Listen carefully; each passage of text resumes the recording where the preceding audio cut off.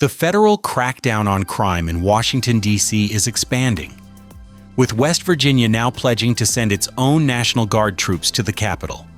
Governor Patrick Morrisey announced on Friday that up to 400 of his state's skilled personnel will be deployed to support the operation initiated by President Donald Trump. This move comes as the Trump administration's Making D.C. Safe and Beautiful initiative enters its second week. The operation began quietly on August 7th, but escalated dramatically on August 11th, when President Trump took the unprecedented step of temporarily federalizing the city's Metropolitan Police Department, invoking emergency powers within the Home Rule Act. For the first time in U.S. history, the order places the MPD under federal authority for up to 30 days and brought 800 D.C. National Guard troops onto the streets. White House officials report that the effort has already yielded significant results. According to a statement, more than 240 arrests have been made, and 38 illegal firearms have been seized. On Friday alone, 52 individuals were arrested, a group that included 28 immigration violators.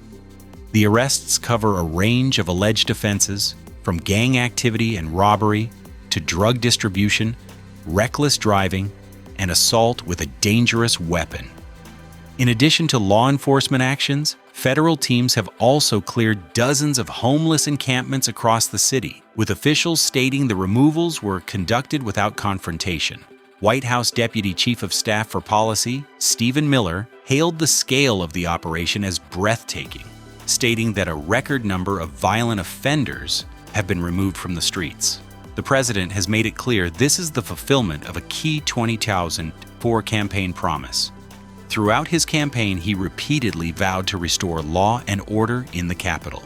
The White House points to high-profile violent crimes as justification, including the January 2024 murder of Mike Gill, a former administration official, and the recent brutal beating of another former government employee during an attempted carjacking. Speaking on Monday, President Trump said, "We have a Capitol that's very unsafe. We're going to put it in control very quickly."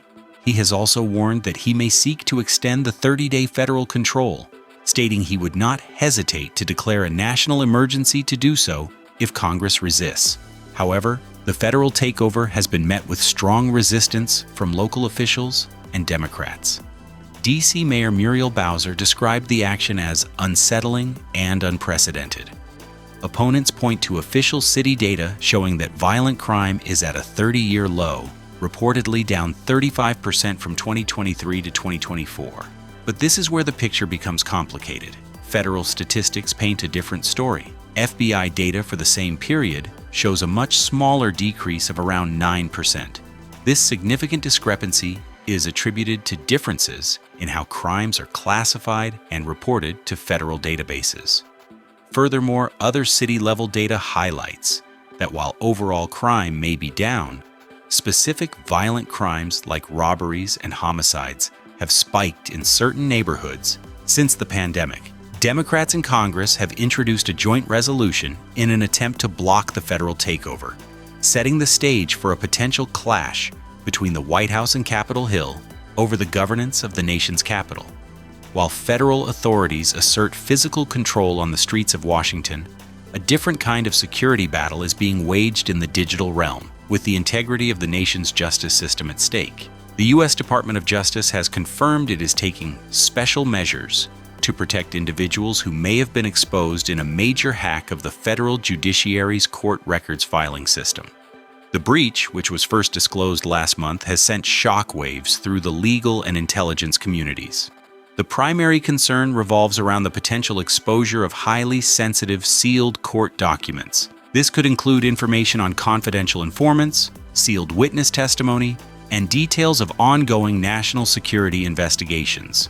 The compromise of such data poses a direct threat to the safety of individuals who cooperate with law enforcement, potentially exposing them to retaliation and undermining future investigations.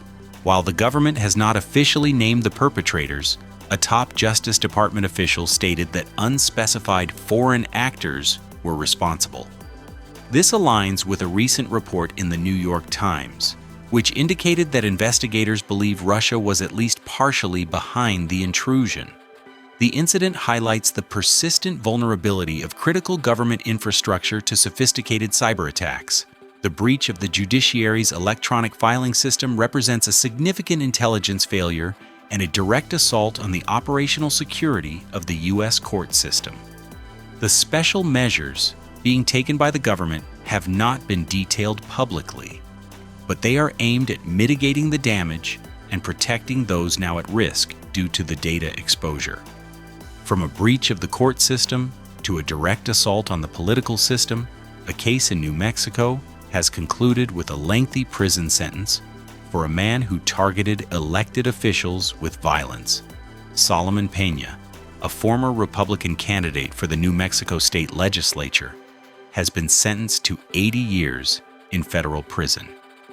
The sentence was handed down Wednesday in Albuquerque following his conviction earlier this year on charges including conspiracy and weapons violations. Peña was found guilty of orchestrating a series of drive-by shootings at the homes of 4 Democratic officials in late 2022 and early 2023. The targets included the current State House Speaker and other local lawmakers in the Albuquerque area. The attacks occurred in the aftermath of the 2020 election, which Peña lost. During the trial, prosecutors argued that Peña's actions were a calculated campaign of political intimidation.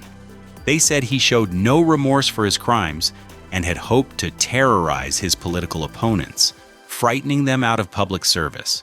The prosecution had originally sought an even longer sentence of 90 years.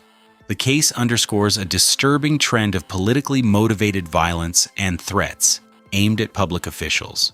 In handing down the 80-year sentence, the court sent a strong message about the severe consequences for those who resort to violence to settle political grievances.